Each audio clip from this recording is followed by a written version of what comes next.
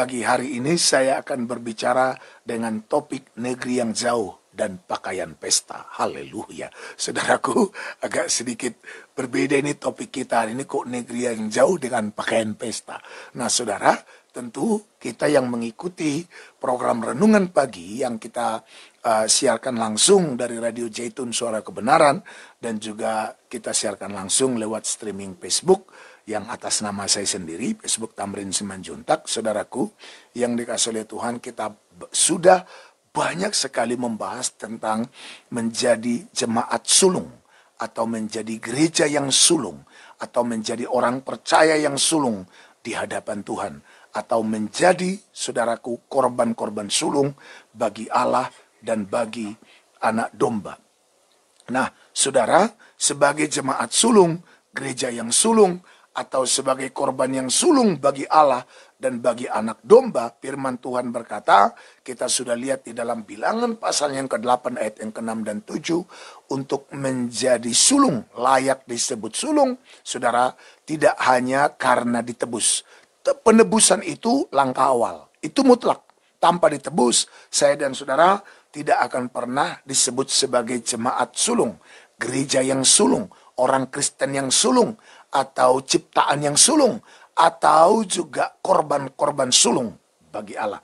Gak akan pernah tanpa mengalami penebusan Kristus. Tetapi itu pun tak cukup, saudaraku. Gak cukup cuma hanya ditebus dari Yesus sudah selesai, langsung jadi sulung. Tidak. Ada proses kelanjutan daripada agar saya dan saudara layak disebut sebagai korban sulung, jemaat sulung, orang Kristen sulung, ciptaan yang sulung, atau apalagi semualah pokoknya sulung itu, predikat sulung itu dialamatkan pada hidup kita. Sulung itu artinya yang utama, yang khusus, ya.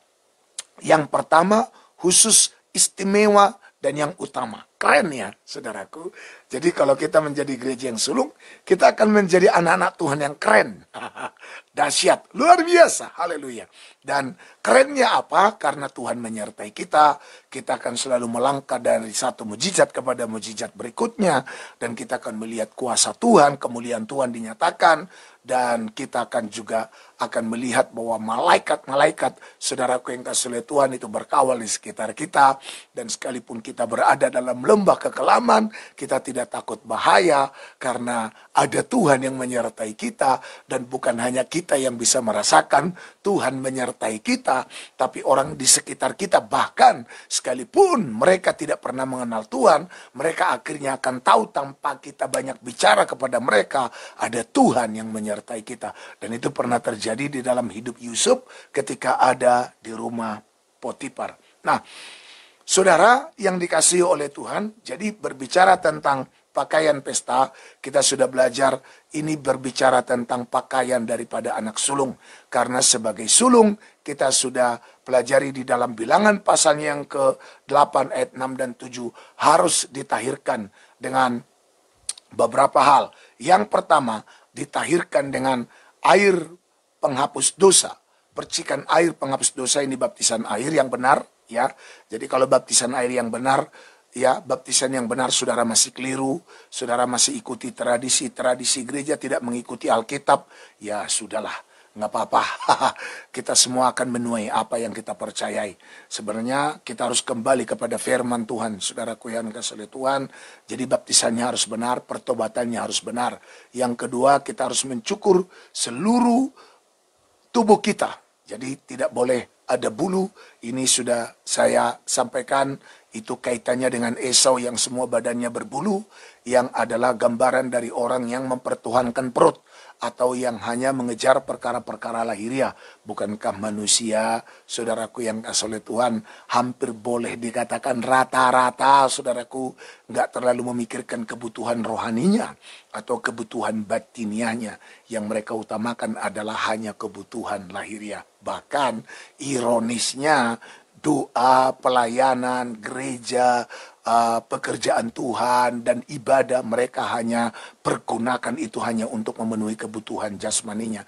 Bahkan doa-doa mereka hanya supaya pekerjaannya diberkati, supaya usahanya diberkati, supaya studinya lancar, supaya dapat nilai yang bagus. Doa-doa mereka, kalaupun mereka beribadah, tujuannya supaya mereka punya rumah, punya mobil, punya suami, punya istri, punya anak-anak yang cantik dan ganteng-ganteng, dan semuanya berhasil. Semua hanya ukurannya secara nilai dunia, saudara. Nggak salah kita berdoa supaya kita diberkati secara lahiriah. Kita diberkati, Tuhan juga mau kok berkati kita. Tuhan juga nggak mau kita sakit-sakitan. Tuhan juga mau kita ini semua punya pasangan hidup. Karena Alkitab berkata tidak baik manusia itu seorang diri saja. Tuhan juga mau memberkati roti makanan kita dan air minuman kita. Dan menjauhkan kita dari segala penyakit. Seperti yang dikatakan di dalam kitab Ulangan pasal yang ke-23 ayat 25. Saudaraku yang kasih Tuhan. Ya, tetapi jangan sampai itu yang menjadi fokus pengejaran kita selama kita dalam hidup ini.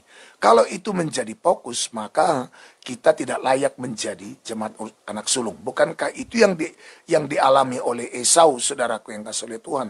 Dia memandang rendah hak kesulungannya. Dia menjual hak kesulungannya hanya karena sepiring makanan. Dia berfokus kepada perkara-perkara lahiriah. Jadi orang Kristen yang fokusnya, pendeta yang fokusnya kepada perkara lahiriah, saudara, adalah pendeta yang tidak layak disebut sulung. Gereja yang tidak layak disebut sulung. Jadi saudara dan saya, jangan berfokus kepada yang duniawi dan lahiriah. Walaupun kita butuh semua itu, tapi Tuhan tahu, ingat baik-baik. Tuhan akan sediakan, Tuhan akan cukupkan kita semua dengan semua yang kita butuhkan secara lahiriah, secara jasmani. Nah, yang kita kejar itu yang rohani. Jadi kalau kita gagal mengejar yang rohani, ya kita akan pontang-panting susah payah mencari yang lahiriah. Makanya saudaraku, saya sudah bagikan itu sedikit ini di review dulu. Bahwa saudara, orang-orang yang susah payah cari nafkah itu kutuk.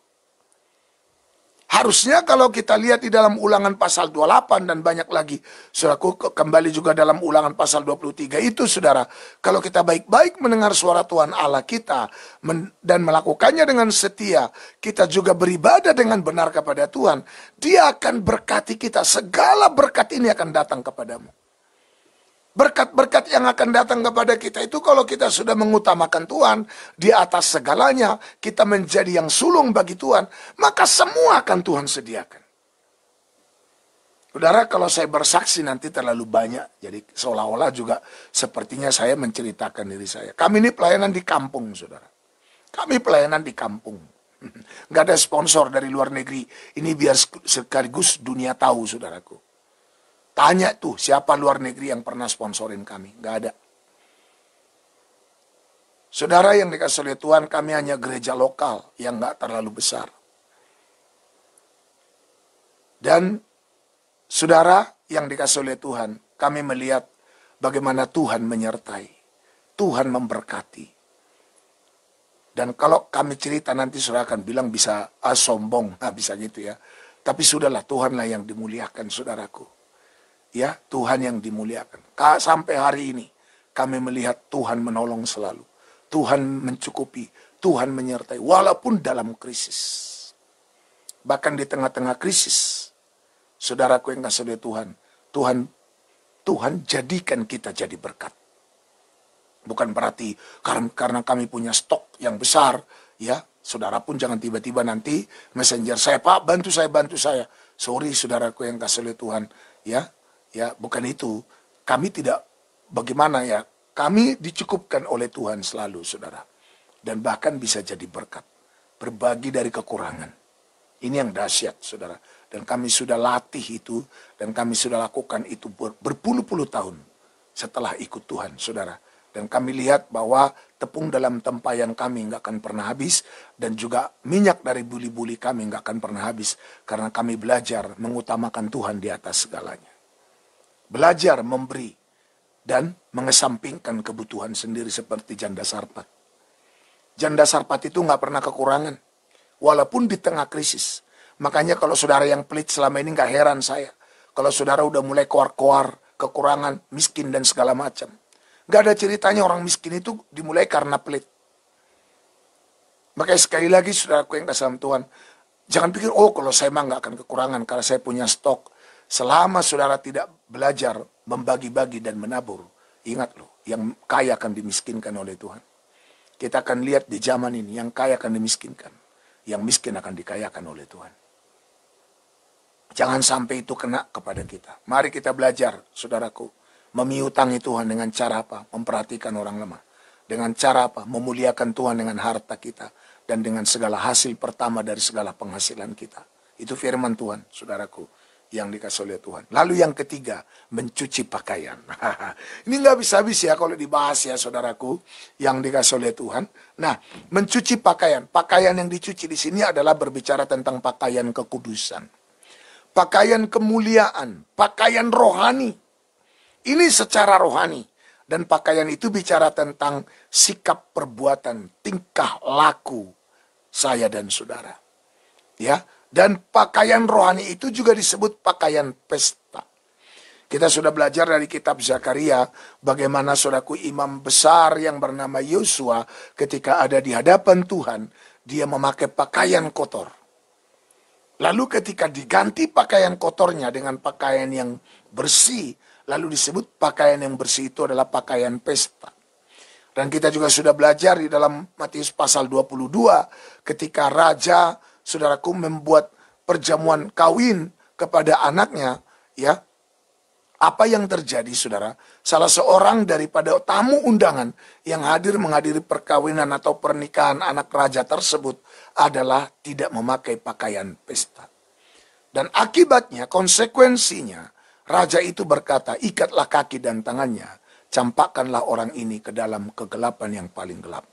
Jadi kalau kita mau menjadi gereja sulung, jemaat sulung, kalau kita menjadi anak-anak Tuhan yang sulung, Kristen yang sulung, ciptaan Tuhan yang sulung, maka saudara, kita harus memakai pakaian pesta. Artinya, kita harus membasuh pakaian kita.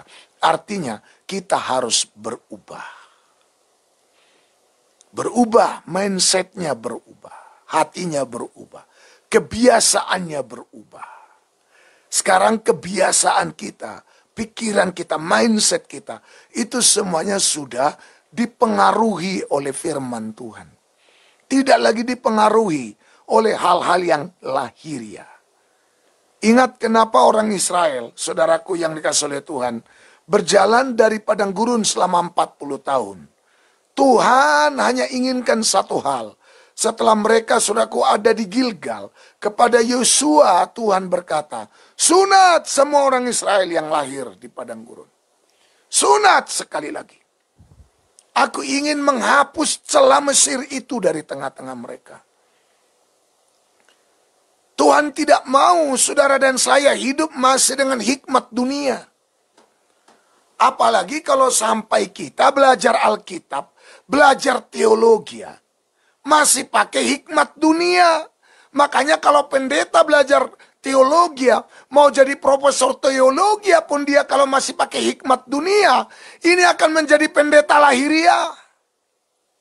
Ini nggak akan pernah masuk hidup dalam roh dan membawa gereja jemaat hidup di dalam roh. Nah, ini yang membuat sering terjadi perpecahan dalam gereja. Sehingga tidak ada lagi yang namanya unity di dalam tubuh Kristus. Sangat berbahaya. Makanya kalau kita lihat, saudaraku, dari 12 rasul-rasul Tuhan, Tuhan sengaja memilih orang-orang bodoh. Agar apa? Agar mereka diisi dengan hikmat sorgawi. Mereka bodoh menurut dunia, artinya secara hikmat dunia mereka nggak punya. Tetapi mereka akhirnya diisi dengan hikmat sorga karena susah kalau orang sudah terbiasa hidup dengan hikmat dunia yang level tinggi. Ini akan sangat sulit dipengaruhi Tuhan untuk diganti dengan hikmat sorgawi. Sangat sulit. Makanya Tuhan bangkitkan dari rasul-rasulnya. Tuhan bangkitkan dari orang-orang kudusnya yang pertama, saudaraku. Selalu orang-orang biasa yang nggak terpelajar. Tapi bukan berarti saudara jangan jadi orang terpelajar menurut dunia ini. Yes, kalaupun kita terpelajar, ayolah belajar merendahkan diri. Jangan lagi mengandalkan hikmat manusiawi kita. Karena firman Tuhan berkata, hikmat dunia adalah kebodohan bagi Allah. Hikmat dunia adalah kebodohan bagi Allah. Jadi kalau kita dengan hikmat, makanya pakai hikmat katanya. Memang hikmat, tapi hikmat apa hikmatmu? Hikmat Roh Kudus atau hikmat roh dunia? Kalau hikmat roh dunia ini nggak akan pernah bisa sepikir dengan Tuhan, sehati dengan Tuhan. Itulah yang saya sebut tidak tergembala. Itulah yang saya sebut kita nggak akan pernah dijadikan menjadi gereja sulung, jemaat sulung, ciptaan sulung, korban sulung, Kristen sulung di mata Tuhan. Ingat itu baik-baik. Saudara tidak akan pernah menjadi sulung kalau tidak benar-benar mengganti pakaian. Kalau tidak mencukur seluruh tubuhnya. Kalau masih hidup seperti Esau, lebih mengutamakan perutnya daripada perkara rohaninya. Ada orang kan lebih mengutamakan jabatan daripada integritasnya, daripada nilai-nilai kekristenannya.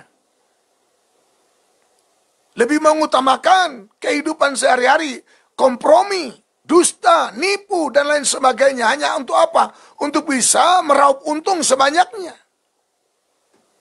Apakah kita harus menipu supaya jadi orang kaya? Itu cara dunia. Tapi cara Tuhan enggak. Bahkan Tuhan bisa berkati kita.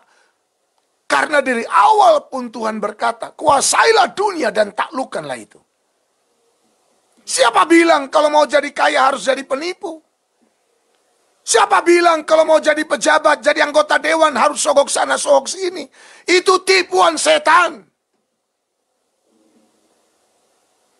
Siapa bilang kalau kita mau diberkati secara lahiriah, kita harus pintar main sana, main sini? Waduh saudaraku, itu celah Mesir, itu celah dunia. Itu namanya badannya belum dicukur. Jadi kita bisa kaya Pak, tanpa harus nipu. Kita bisa kaya Pak, tanpa harus bohong. Sangat bisa, lebih daripada bisa. Karena memang Tuhan akan berkati kita. Tuhan akan berkati kita dengan caranya. Yusuf tiba-tiba bisa kok jadi Perdana Menteri. Gak pakai kampanye saudaraku. Cara Tuhan lain. Makanya hikmat dunia itu kebodohan bagi Allah. Makanya ini kita yang mau ganti pakaian, saudaraku. Ayo sekarang waktunya kita mengenakan pakaian rohani kita. Cara-cara yang rohani. Cara hidup yang rohani. Pelayanan yang rohani. Kalau enggak, saudaraku, saya sudah katakan kemarin, zaman sekarang, kita enggak bisa lagi hidup tanpa berkat sulung. Catat ini baik-baik. Catat perkataan saya ini baik-baik. Ini bukan perkataan saya, ini perkataan Tuhan. Zaman sekarang kita nggak bisa hidup tanpa berkat sulung. Kenapa saya katakan demikian? Karena zaman ini zaman sulit. Zaman ini zaman kelam. Zaman ini zaman yang menakutkan. Sudah berbeda. Berbeda zaman sekarang di bulan April ini dari bulan 1 kemarin. Berbeda. Dari bulan 2 kemarin aja berbeda, baru 2 bulan terakhir ini. Sudah berbeda zaman ke sekarang. Sekarang ada istilah, kalau dulu saudara, bersatu kita teguh, bercerai kita runtuh. Tapi kalau sekarang, bersatu kita sakit, bercerai kita sehat. Kan itu makanya social distancing kan. Ini saudaraku yang kasih lihat Tuhan. Orang kumpul sekarang dilarang. Orang berserak, nah itu yang benar. Kebalik dunia ini kan. Nah, saudara yang dikasih oleh Tuhan, itu sebabnya kita harus hidup dengan berkat sulung itu. Dan berkat sulung itu kemarin saya sudah sampaikan. Saudara, yang pertama, embun yang turun dari langit. Ini bicara tentang kesegaran. Ini bicara tentang pembaharuan yang terus-menerus. Rahmat Tuhan yang selalu baru kita alami tiap hari. Lalu saudaraku yang dikasih oleh Tuhan, selanjutnya berkat sulung itu adalah tanah-tanah yang gemuk. Artinya kita bebas dari kutuk. Kita akan berada di tanah yang subur. Artinya, di mana saja hidup kita diberkati oleh Tuhan. Kemana saja melangkah diberkati. Mau di tempat kering sekalipun, akan Tuhan ubah menjadi tempat yang basah. Mau padang gurun sekalipun tempat kita berjalan, Tuhan akan ubah menjadi kebun buah-buahan. Hutan yang sepi pun tempat kita tinggal, Tuhan akan ubah menjadi kota yang ramai, yang banyak penduduknya. Ini berkat sulung. Nah, sekarang kita akan buktikan. Gerejamu gereja sulung atau enggak? Lu pendeta sulung atau enggak? Kau Kristen sulung atau enggak? Kau korban sulung bagi Tuhan atau enggak? Sekaranglah akan kita buktikan. Dalam keadaan sulit seperti ini. Dalam situasi seperti ini. Harus kita bisa buktikan lewat apa? Keeksisan hidup kita sekarang. Kita bisa eksis hidup. Kita bisa tetap bersuka cita di tengah-tengah dunia sedang berkabung parah. Bahkan kita bisa menari di atas badai. Hahaha. Ah, ini yang keren, dahsyat. Wow, haleluya. Saya berharap, saya berdoa, biar sukacita ilahi, sukacita Roh Kudus melanda semua pendengar Radio Zaitun Suara Kebenaran, dan juga semua pendengar streaming Facebook yang diberkati oleh Tuhan. Doa saya biar kita semua hari ini, ayo lebih fokus lagi kepada hal-hal yang rohani. Ayo kita ganti pakaian. Cuci pakaianmu. Cuci. Berubah, itu maksudnya. Berubah pola pikirnya. Berubah sikapnya. Berubah kebiasaannya. Jangan lagi terus songon nari ngoputa, songon 5 tahun. Putus kalau udah begini. Harus kita berkata seperti yang dikatakan firman Tuhan. Itulah yang harus kita kerjakan. Bukan seperti yang dikatakan nenek moyang kita. Seperti yang dikatakan Tuhan. Itu yang harus kita lakukan. Nah, saudaraku, wah ini baru permulaan. Nah, kita akan masuk kepada topik kita, negeri yang jauh dan pakaian pesta. Kenapa saya kasih angkat topik tema ini, negeri yang jauh dan pakaian pesta? Saudara, artinya orang yang tidak hidup dalam pakaian pesta, itu berarti dia tinggal di negeri yang jauh. Maksudnya Pak, nah ini yang mau saya jelasin. Tentu harus ada dong pertanyaan dari pendengar, baru dijelasin oleh speakernya, kan begitu ya, oleh pembicaranya, baru jelas gitu loh. Nah, apa yang dimaksud dengan negeri yang jauh dan pakaian pesta? Saudara, di dalam Lukas pasal 15, ayatnya yang ke-11 sampai ayatnya yang ke-32. Nah, ini saya akan dibantu baca oleh sahabat saya ini. Silakan ya Andri, ini kita mau baca dulu seluruhnya dari ayatnya yang ke-11 sampai ayat yang ke-32. Cukup banyak ini ayatnya ya. Ya, biar dibaca dulu. Lukas 15 ayat 11 sampai ayat yang ke-32. Ya. Firman Tuhan, perumpamaan tentang anak yang hilang. Yesus berkata lagi, ada seorang mempunyai 2 anak laki-laki.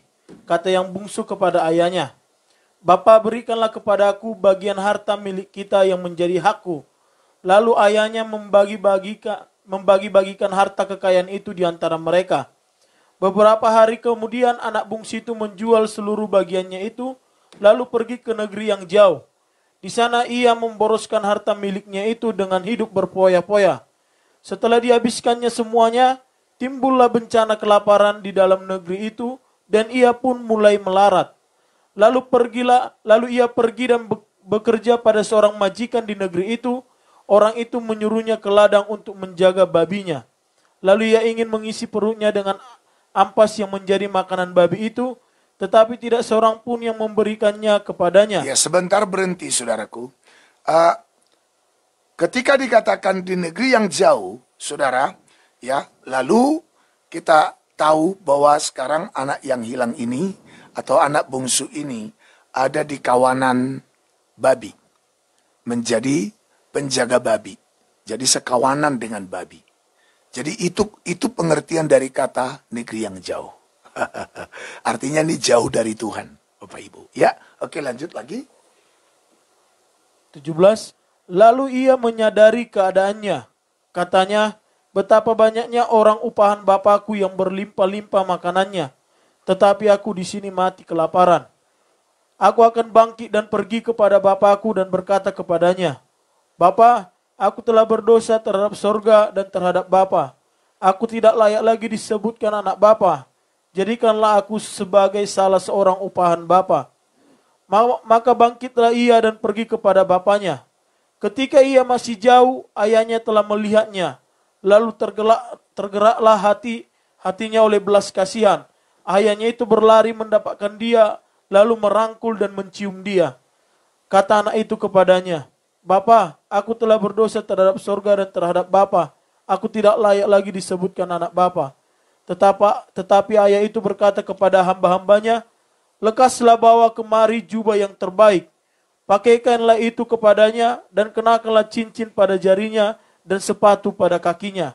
Dan ambillah anak lembu tambun itu, sembelihlah dia dan marilah kita makan dan bersuka cita. Iya, sekali lagi, saudara, ayat 22 bisa digarisbawahi. Dikatakan setelah anak yang bungsu itu kembali, lalu dia diberi jubah yang terbaik. Ini yang saya sebut adalah pakaian pesta, karena setelah itu dia ambil anak lembu dan disembelih, marilah kita makan dan bersuka cita. Ini bicara tentang pakaian pesta. Jadi jubah yang terbaik itu adalah pakaian pesta. Terus lanjut, lompat langsung ke ayat yang ke 32. Langsung ke ayat yang ke-32. 32. Ya. Kita patut bersuka cita dan bergembira karena adikmu telah mati dan menjadi hidup kembali. Ia telah hilang dan didapat kembali. Iya. Saudara, jadi jelas sekali, ini kita persingkat pembacanya pada pagi hari ini. Nah, kenapa saya kasih topiknya negeri yang jauh dan pakaian pesta? Jadi dengan kata lain begini, kalau kita tidak sedang dalam berpakaian pesta, itu berarti sebenarnya hidup kita jauh dari Tuhan. Walaupun kita adalah anak Tuhan. Saya mau beritahu saudara, anak yang hilang itu tetap anak ayahnya. Gak ada mantan anak dan tidak ada mantan bapak. Mau hilang pun anak itu tetap anaknya. Kita begitu ditebus oleh darah Yesus. Mengaku dosa kepada Tuhan, kita tetap anak Tuhan. Tetapi pertanyaannya, kita anak yang bagaimana?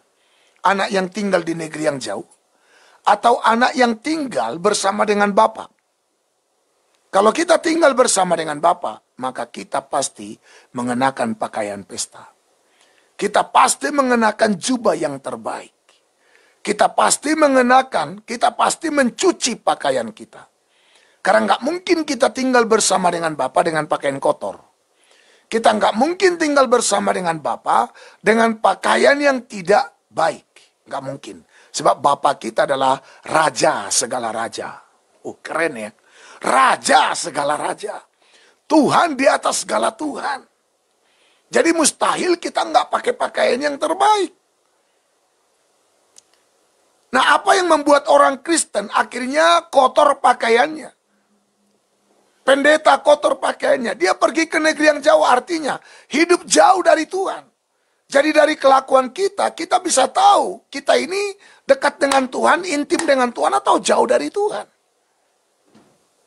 Dari sikap kita, perilaku kita, cara hidup kita ketahuan, saudaraku. Walaupun saudara tinggal di pelayanan, melayani tiap hari, saudara, itu nggak jaminan. Dia bisa tetap kelihatan secara rohani jauh dari Tuhan kalau tidak mencuci pakaiannya.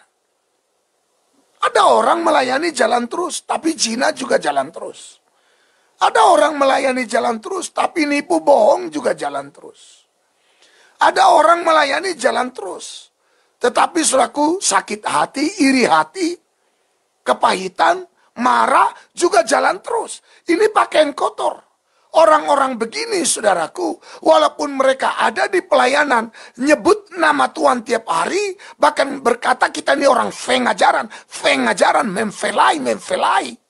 Saudara, tapi kalau masih ada iri hati, menjatuhkan orang lain untuk mengangkat diri sendiri, ini adalah orang-orang yang jauh, yang tidak memakai pakaian pesta, atau yang tidak mencuci pakaiannya.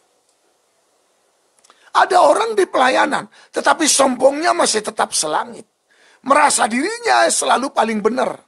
Dan merasa dirinya paling suci dan paling murni dari yang lain. Kalaupun kita paling suci, paling murni, nggak usah mulut kita yang ngomong. Biarlah itu kelihatan dari cara hidup kita. Kalau kita paling benar, ayolah kita buktikan dengan cara menuntun banyak orang ke dalam kebenaran.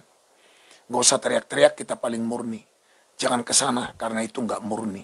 Waduh, bahaya saudaraku. Di lapangan kita semua akan kena survei kok. Dan buah kita akan menentukan. Dan akan memperkenalkan kepada banyak orang siapa kita yang sebenarnya. Karena firman Tuhan berkata, dari buahnya lah kamu mengenal mereka.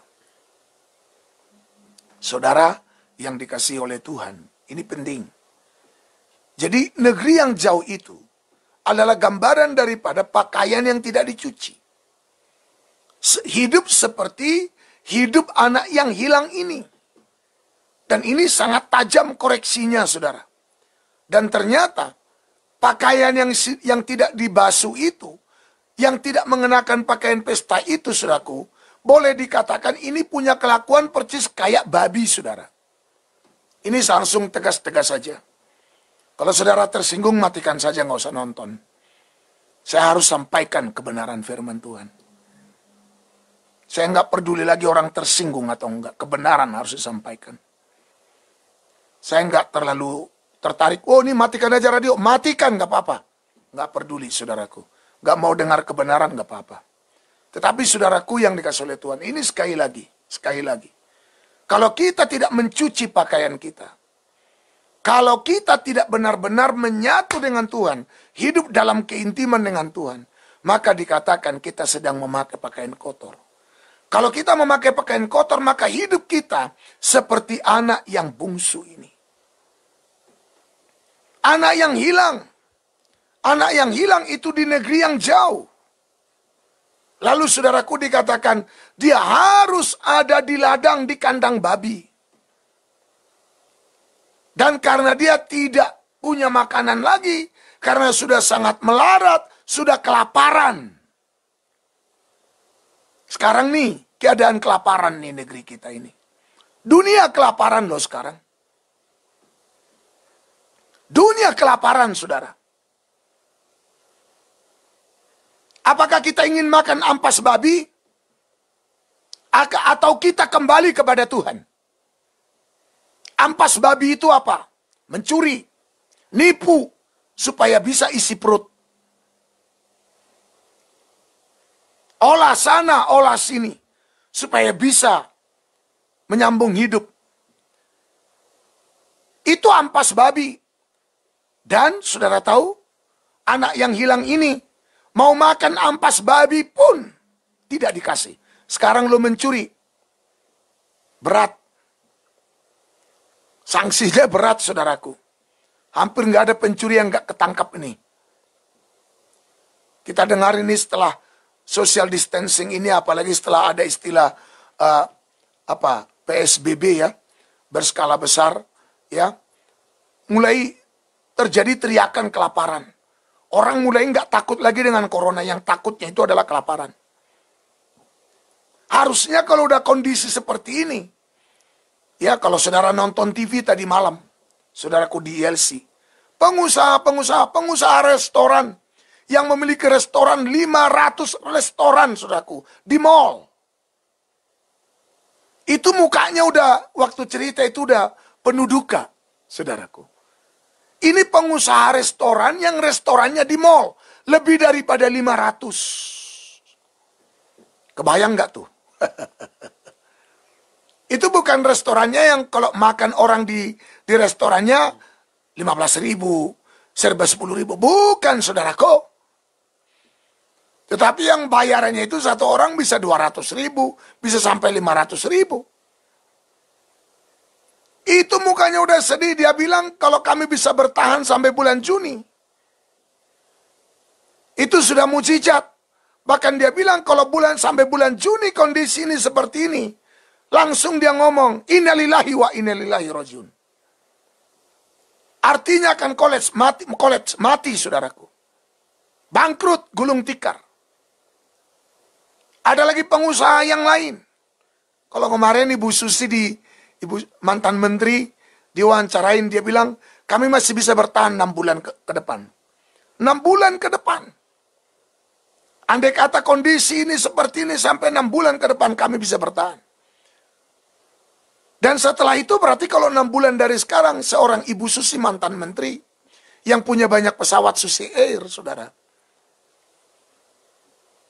Kalau bisa bertahan 6 bulan ke depan berarti kalau sampai begini keadaan ini 1 tahun ini, Ibu Susi mantan menteri yang pengusaha sukses itu akan jadi orang miskin. Hanya dalam tempo 6 bulan ke depan. Nah, bagaimana dengan nasibmu dan nasibku? Yang kita nggak punya, jangankan pesawatan pun kita nggak punya, saudaraku. Jangankan restoran, saudara. Bahan makanan aja kita sekarang udah mulai getar-getar, saudara. Makanya saya bilang, dalam kondisi seperti ini, berkat sulunglah yang membuat saudara dan saya berbeda dari yang lain. Begitu saudara kembali kepada Tuhan, kembali mengenakan pakaian pesta, maka berkat sulung itu menjadi bagianmu dan saya. Berhenti hidup dengan cara kita sendiri. Mari kita kembali kepada cara-caranya Tuhan. Berhenti dengan langkah-langkah kita yang selama ini, saudara, seperti anak yang hilang ini, yang merasa terlalu percaya diri untuk mampu hidup tanpa ayahnya. Berapa banyak dari kita yang merasa percaya dirinya cukup tinggi sehingga kita mampu hidup tanpa Tuhan. Nggak pernah tanya Tuhan, tidak pernah mau belajar dari Tuhan, dan bertanya dituntun oleh Roh Kudusnya untuk melakukan semua yang kita mau lakukan. Kita terlalu percaya diri sekali dalam hidup ini, seolah-olah kita bisa mengatur hidup kita. Nah sekarang, saudaraku, kita Tuhan izinkan masuk dalam kondisi seperti ini. Di sini diuji bahwa ternyata manusia itu lemah. Hanya dengan sebuah virus corona saja, raja-raja pun rontok. Pengusaha-pengusaha sukses pun rontok. Apalagi cuma orang awam, orang biasa, orang lemah. Makanya hanya mereka yang di dalam Tuhan yang akan tetap kuat, eksis, tidak dapat digoyahkan oleh apapun. Tapi itu tunggu dulu, yang di dalam Tuhan yang memiliki dasar bangunan rohaninya yang mantap. Kalau rohaninya kropos, dasar bangunan rohaninya kropos, tidak menggali dalam-dalam, rontok, saudaraku. Pasti rontok. Rontok habis. Makanya saya bilang, ini adalah pembuktian. Kita ini siapa di hadapan Tuhan. Kalau selama ini kita teriak-teriak, kita paling dekat sama Tuhan, ini akan dibuktikan. Makanya di sini kita pembuktiannya. Mari, makanya kembali kepada Tuhan. Datang kepada Tuhan. Jangan menjadi seperti anak bungsu ini. Jauh. Makanya nggak punya pakaian pesta. Tapi kita bersyukur, saudaraku. Kita harus belajar seperti anak yang bungsu ini. Belum terlambat. Siapapun kita, mau pendeta, mau siapapun kita. Belum terlambat. Kalau kita mau sadari keadaan kita. Ini yang penting. Makanya kalau saudara udah mulai sekarang teriak kelaparan, kayaknya nggak ada pertolongan, harusnya kau sadari keadaanmu.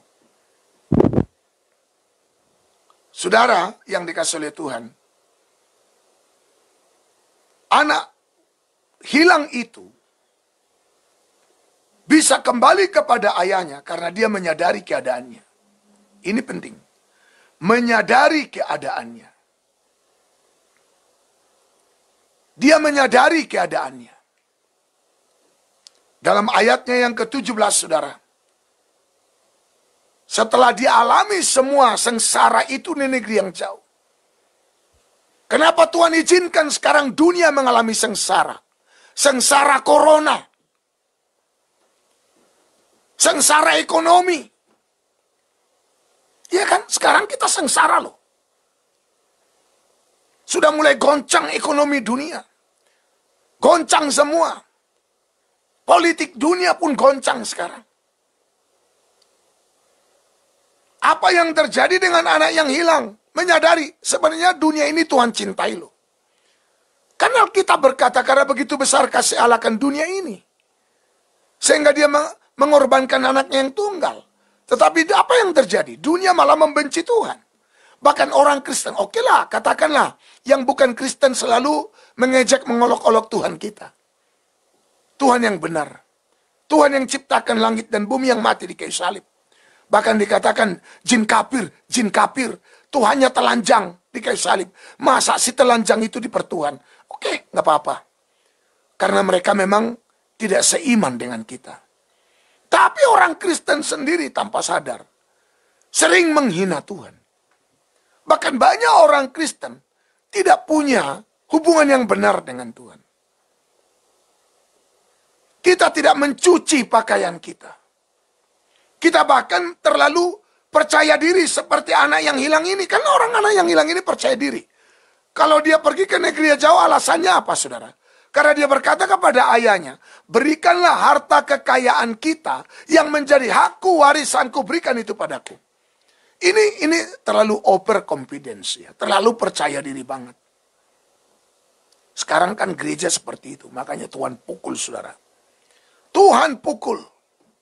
Sampai sekarang semua melarat. Pendeta sekarang udah mulai bingung. Udah kehilangan persembahan. Kalau yang di kota masih puji Tuhan, masih bisa transfer. Kalau ada jemaat yang punya rekening, kalau enggak bisa saudaraku. Ya, apalagi kalau dia hanya pekerja harian yang dapat gaji kerja sehari untuk dapat gaji sehari, nggak ada lagi. Pendeta pun kehilangan omset sekarang, saudaraku. Ya, haleluya. Digoncang semua, digoncang. Apa yang kita harus lakukan? Menyadari keadaan. Kalau kita dalam goncangan ini, udah ikut tergoncang, bertobatlah. Sekali lagi, kalau kita dalam goncangan ini sudah ikut tergoncang, bertobatlah. Sadarilah keadaanmu. Kalau nggak disadari lagi, ya sudah mau bilang apa. Saya bersyukur kepada Tuhan sampai hari ini. Saudara, saya mau beritahu ya. Kami ini nggak punya tabungan yang banyak, nggak. Kami ini boleh dikatakan hidup pas-pasan. Tapi sampai hari ini Tuhan pelihara kami. Kami tinggal di pastori, saudaraku. Ini satu kampung. Satu kampung, saudaraku. Ya, kami cukup banyak di sini. Tapi Tuhan pelihara sedemikian. Bukan cuma kami saja yang dipelihara. Bahkan lewat kami, Tuhan bisa menyalurkan berkatnya kepada yang lain.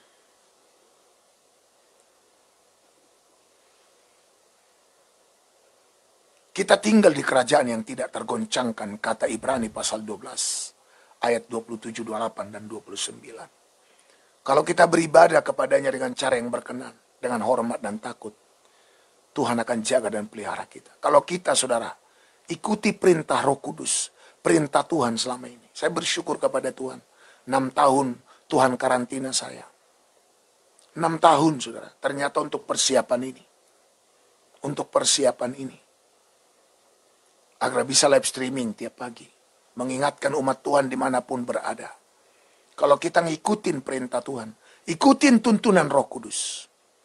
Gak peduli saya. Dikatain sesat, dikatain bejat selama ini. Gak peduli saya. Dijauhin orang saya gak peduli. Yang saya hanya mau tahu.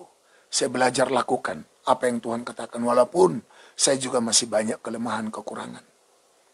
Tapi saya belajar melakukan apa yang Tuhan perintahkan. Yang saya dapat rema dari Tuhan. Yang saya merasa ini adalah pimpinan Roh Kudus dalam hidup saya dan pelayanan yang saya terima dari Tuhan. Saya belajar melakukan. Dan kami melihat bagaimana Tuhan pelihara, saudaraku. Bagaimana Tuhan pelihara sedemikian. Kami tinggal di kampung. Tapi bisa jadi berkat. Sampai kemana-mana, saudara. Ya, nah, saudara, kembali. Menyadari keadaan ini penting. Supaya kita kembali mengenakan pakaian kekudusan itu. Pakaian kebenaran itu. Makanya saya mau beritahu, siapapun saudara pendengar, dimanapun saudara berada. Kalau dalam keadaan sekarang ini kau sudah tergoncang berat, dengar baik-baik. Ini baru permulaan penderitaan. Bagaimana nanti kalau ada lagi yang lebih berat dari corona? Bagaimana lagi nanti saudaraku yang dikasihi oleh Tuhan, yang lebih parah dari kondisi sekarang terjadi? Bagaimana dengan keadaanmu? Kalau permulaan penderitaan begini saja, kita udah ngos-ngosan, udah megap-megap. Bagaimana nanti kita meningkat lagi?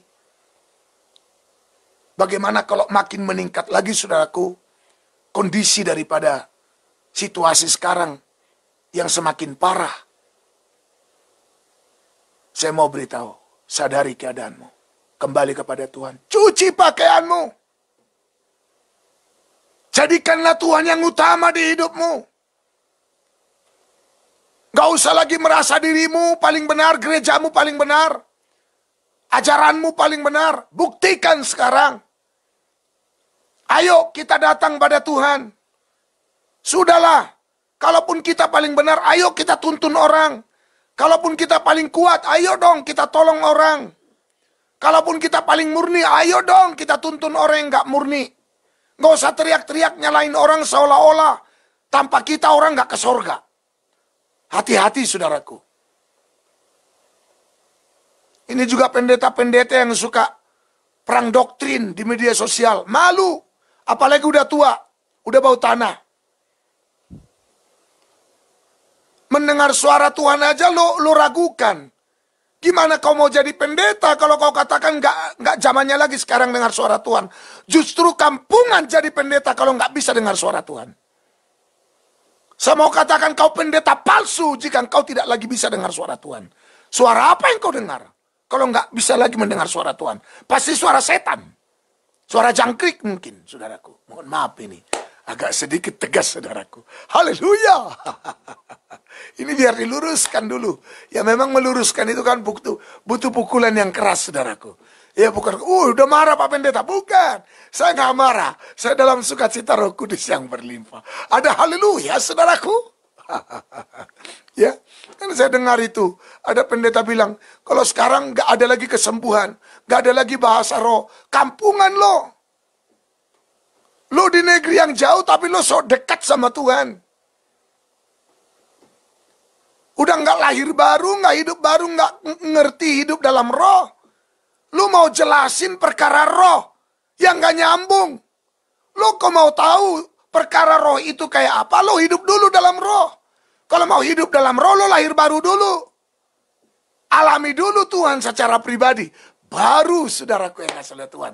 Kita bisa bicara tentang perkara roh yang rohani. Kan gitu, saudara, yang dikasih lihat Tuhan. Ya, supaya jangan udah tua bau tanah, tapi masih kotor mulutnya, ya, dan maling teriak maling pula, saudaraku, yang dikasih oleh Tuhan.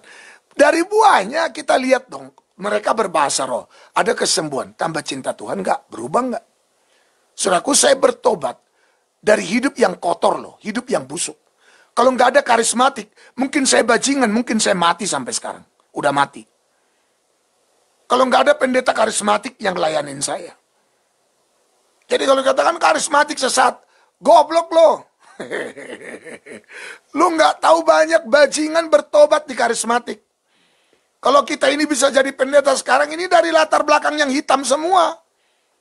Ini karena kuasa Tuhan yang bekerja.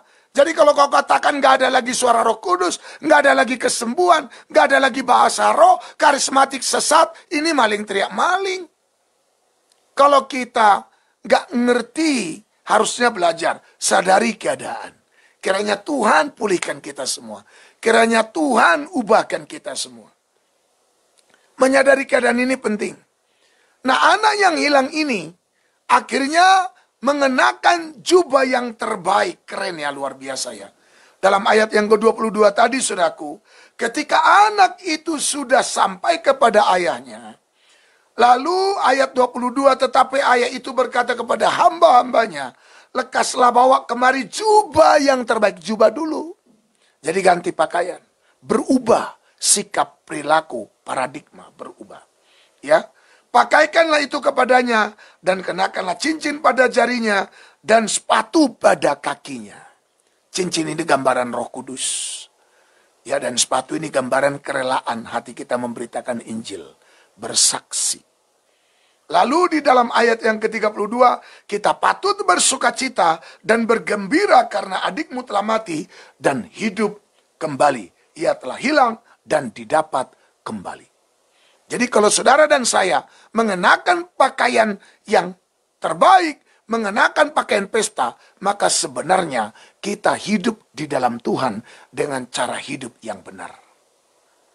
Dan kalau kita hidup dalam Tuhan, pasti walaupun di negeri yang jauh ada kemelaratan. Ya, saudaraku yang dikasih oleh Tuhan, kalau kita lihat, mari kita lihat ya di dalam ayatnya yang ke-14. Ini menarik saudaraku. Setelah dihabiskannya semuanya, timbullah bencana kelaparan di negeri itu. Dan ia pun mulai melarat. Dan negeri ini sedang mulai melarat.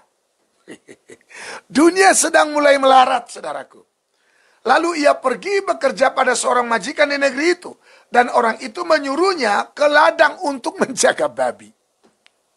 Jadi saudaraku, Tuhan mau ngajarin kita nih yang ada di dunia ini. Bahwa hidup manusia itu kalau jauh dari Tuhan, pasti disamakan dengan babi. Bahkan lebih rendah dari babi. Saudara tahu nggak ada manusia yang lebih rendah dari babi? Saya belum pernah lihat babi jantan jatuh cinta dengan babi jantan. Saya belum pernah lihat babi betina jatuh cinta dengan babi betina. Tapi manusia jantan sudah banyak yang jatuh cinta dengan laki-laki jantan yang lain. Sehingga sesama lelaki bercinta, saudaraku. Dan perempuan betina, ya emang perempuan itu betina, ya. Dan si betina jatuh cinta dengan si betina, itu nggak perlu kita tanya lagi di mana. Itu banyak sudah di daerah kita. Di daerah kita itu udah banyak, saudaraku. Yang homo lesbian. Lihat, anjing aja nggak mau lo jatuh cinta sama anjing yang sama-sama jantan. Udah anjing. Anjing tahu pilih pasangan. Kalau dilihat dia ada jantan, dilihat lagi si jantan, dia bilang nggak level. Itu bukan pasangan saya. Anjing aja tahu pilih pasangan, tapi manusia sekarang sudah nggak tahu pilih pasangannya. Malah laki-laki pilih laki-laki dan perempuan pilih perempuan. Ini lebih rendah dari binatang. Jadi homo dan lesbian, dengar baik. Kau lebih rendah dari binatang kalau nggak bertobat. Kalau kau hanya disamakan dengan binatang masih mending. Tapi kau lebih rendah dari binatang. Itu mengerikan, saudara. Makanya ini anak yang hilang ini gambaran. Sekarang dia lebih rendah dari babi. Anak yang hilang ini lebih rendah dari babi. Babi saja makan ampas. Dan tidak kelaparan. Tapi dia ampas babi pun tak dikasih. Dan kelaparan. Dan nasib babi lebih baik daripada dia. Saya mau beritahu jangan sampai nasib babi, nasib binatang lebih baik daripada kita manusia. Tidak pernah, hampir nggak ada anjing babi mati karena corona. Nggak ada burung yang jatuh dari langit karena kena virus corona. Semua binatang aman walaupun corona melanda dunia. Hanya manusia yang kacau balau. Saudara yang dikasih oleh Tuhan, sekali lagi, kembali kepada Tuhan. Kalau mau kembali kepada Tuhan, dengar baik-baik. Ganti pakaianmu.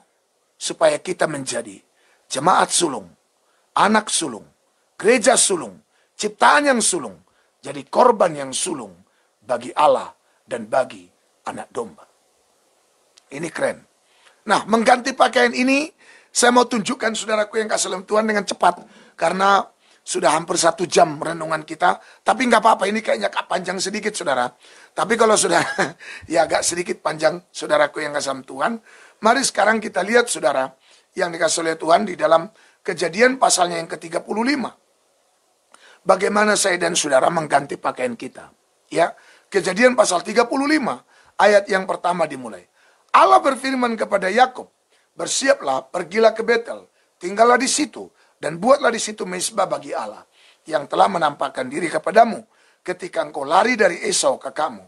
Lalu berkatalah Yakub kepada seisi rumahnya, dan kepada semua orang yang bersama-sama dengan dia, jauhkanlah dewa-dewa asing yang ada di tengah-tengah kamu, tahirkanlah dirimu, dan tukarlah pakaianmu.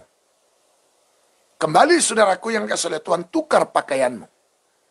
Artinya sekarang kita kalau mau beribadah, kalau mau kembali, kan Tuhan bilang pergi ke Betel, bangun mesbah di situ bagi Allah, ya, tinggal di situ dan buatlah di situ mesbah bagi Allah. Ini bicara ibadah.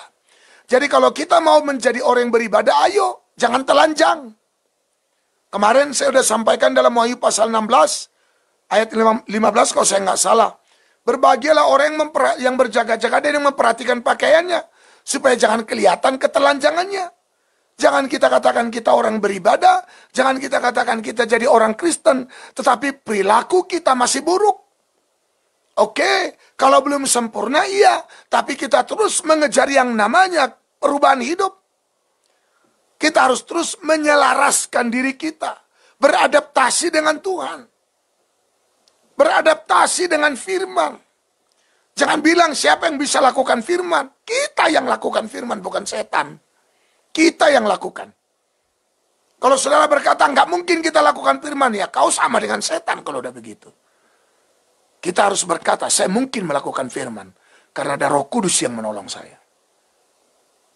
Saya terlalu banyak dengar orang Kristen berkata, nggak mungkin kita lakukan itu karena ini masih daerah adat, karena masih begini, karena keadaan di kantor kami begini. Kalau nggak begitu, Pak, kita nggak akan bisa naik jam. Putus kalau udah begitu, saudaraku. Ya. Lalu dikatakan oleh Yakub yang diperintah oleh Tuhan untuk pergi ke Betel. Betel itu artinya, saudaraku yang kesalahan Tuhan itu rumah Tuhan ya, rumah roti ya. Ya rumah Tuhan, tempat ibadah saudara. Ya, di situ ada firman Allah. Ada mesbah bagi Allah. Ya, lalu dikatakan saudaraku, waktu mereka mau berangkat, langsung Yakub perintahkan, jauhkan dewa-dewa asing. Makanya kalau kita mau beribadah jangan lagi percayai apa yang dipercayai oleh orang yang nggak percaya sama Tuhan. Termasuk yang dipercayai oleh nenek moyangmu. Masa kau masih mempercayai apa yang dipercayai nenek moyangmu, yang adalah nenek moyang tidak percaya pada Tuhanmu sekarang, yaitu Yesus.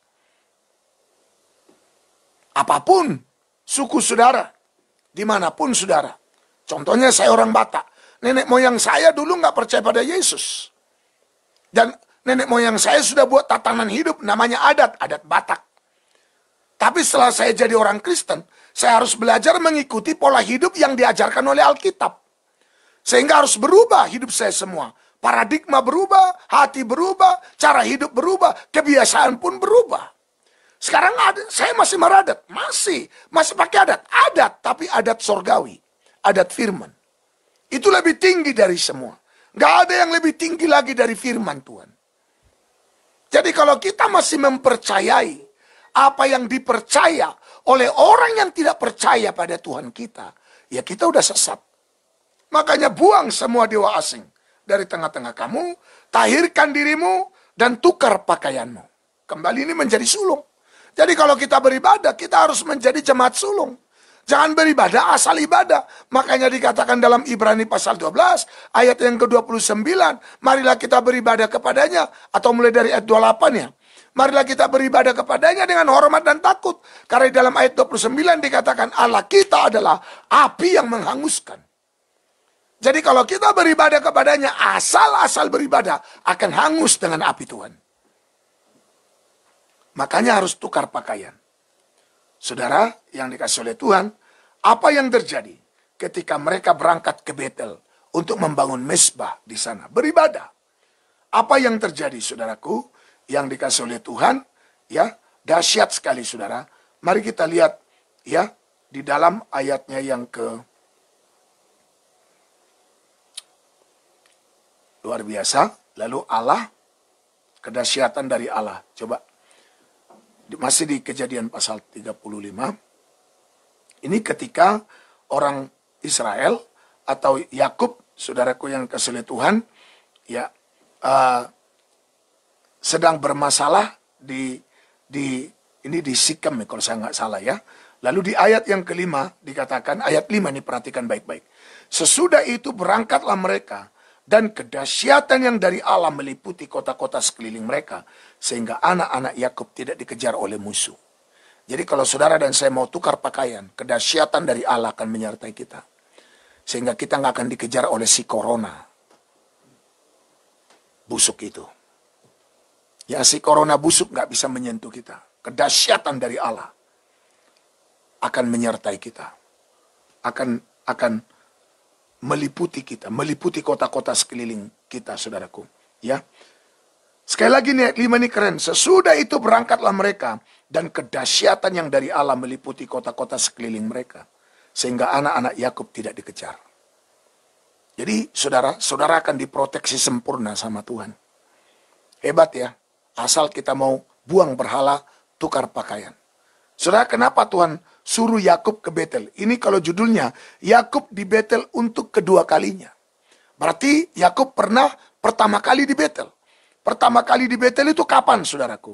Dalam kejadian pasal 28. Waktu Yakub lari ke rumah Laban karena takut mau dibunuh oleh Esau, kakaknya. Lalu di tengah jalan, dalam perjalanan ke rumah Laban, ya, saudara, apa yang terjadi? Dia berbaring di sana dan nama kota itu waktu itu Luz. Lalu ketika dia tidur di sana, saudara, ternyata dia bermimpi. Dia bermimpi ada tangga di tempat dia tidur yang ada waktu itu di Luz atau Betel, yang sampai ke langit. Dan malaikat Tuhan turun naik di dalam ayat 12. Lalu saudaraku yang dikasih oleh Tuhan, lalu berdirilah di sampingnya, berfirmanlah Tuhan kepadanya, Akulah Tuhan Allah Abraham nenekmu dan Allah Ishak. Tanah tempat engkau berbaring ini akan kuberikan kepadamu dan kepada keturunanmu.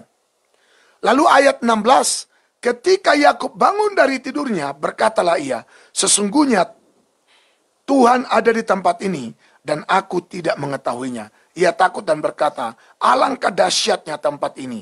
Ini tidak lain dari rumah Allah. Ini pintu gerbang sorga. Ingat, Betel itu artinya rumah Tuhan. Jadi kalau kita, saudaraku, beribadah, harusnya tempat ibadah kita itu adalah pintu gerbang sorga buat kita. Jangan sampai gereja kita menjadi pintu gerbang neraka karena mengajarkan ajaran yang lain. Tapi harus menjadi pintu gerbang sorga yang membawa jemaat melekat ke hati Tuhan. Supaya apa? Ada kedahsyatan dari Allah menyertai kita. Dan membuat semua sekitar kita tidak bisa menyentuh kita. Yang seharusnya mau membunuh kita. Sudah tahu? Di dalam Kejadian pasalnya yang ke 35 tadi, saudara. Ya, itu terjadi waktu di Sikem. Dina, saudara, ini Sikem jadi Dina. Dina, putri daripada Yakub itu diperkosa. Daripada seorang raja, anak seorang raja yang ada di Sikem, Raja Sikem, saudara. Lalu akhirnya anak-anak Yakub marah. Lalu dengan siasat, dengan cara licik, akhirnya anak-anak Yakub memperdaya semua laki-laki yang ada di Sikem dan dibantai sama mereka. Dan begitu ketahuan sama Yakub, Yakub ketakutan, saudara.